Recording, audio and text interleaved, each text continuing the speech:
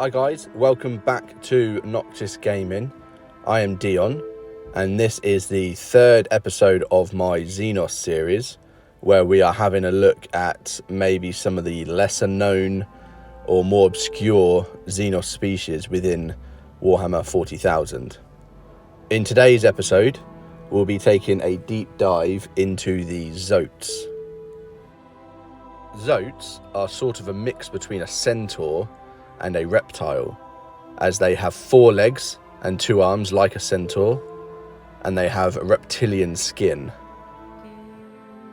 They are very strong and stand slightly taller than the average man, making them a formidable foe in close combat.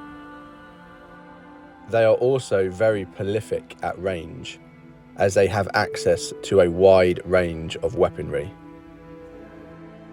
They are often seen wearing breather masks, as they can only breathe a very specific type of atmosphere. There are 2 theories as to where the Zoats come from. They are either a type of tyrannid, or they were a race that was enslaved by the tyrannid. I am more inclined to believe the latter. One, due to their appearance. They do not look like any other tyrannids that we know. Also, there were some Zoats claiming that they were enslaved by the tyrannids, but I'll go into that in more detail in a little bit. The Zoats acted like diplomats for the tyrannid force, which I know sounds strange. However, this was all a ploy, as the Zoats would assess a species and see if they were worth consuming. They would also make the race lower their guard, so that when the Hive fleet arrived, they were more easily invaded. A large number of Zoats within Hive fleet Colossus sensed that their usefulness to the Tyrannids was starting to dwindle. As a result of this, they staged a rebellion. This rebellion was very short-lived, however, and most of the Zoats were purged from the fleet. Some were able to escape, however. These Zoats formed their own fleet and were attempting to flee the Tyrannid Hive. It was this fleet that was the first Zoats that the Imperium ever encountered. In the 38th millennium, the Zoats entered Imperial space via the Eastern Fringe.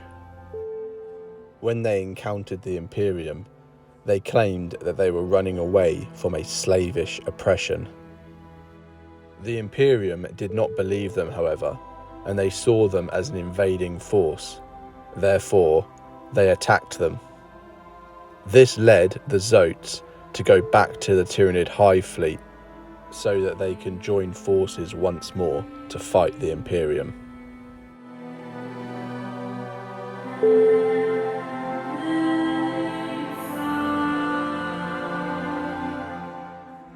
As encounters with the Tyrannids increased, the Zoats were only seen within the ranks of the Hive fleets, and this was becoming less and less frequent. The Zoats were also completely absent from Hive fleet Leviathan.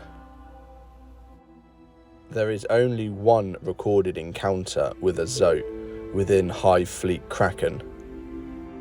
During the Second Tyrannic War in 993 M41, a squad of Imperial Fists boarded a Hive fleet vessel and they encountered a Zoat on board. This Zoat attempted to persuade the Space Marines of the benefits of joining the hive mind. This did not work, however, so the Zoat charged the Space Marines, only to be shot down by a volley of bolter fire.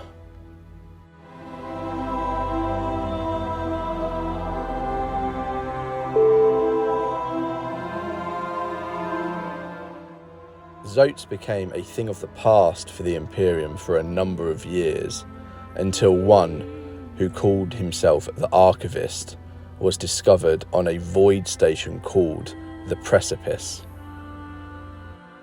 This void station was used as a hub for explorers planning expeditions to the nearby 7th Blackstone Fortress.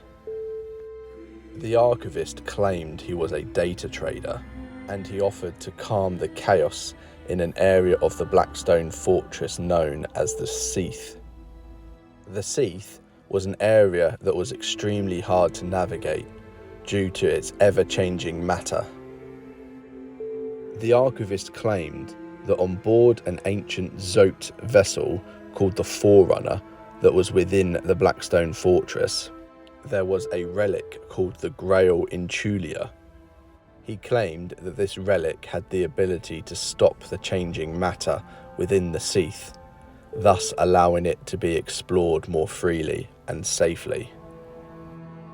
The archivist had other plans, however, and once he plundered the Forerunner of all of its artifacts, he abandoned the group of explorers that agreed to help him.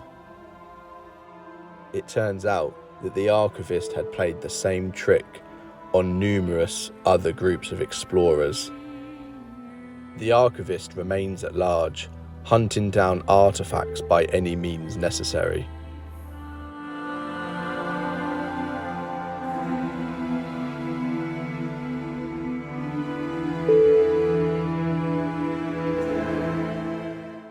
So what do you guys think of the Zoats?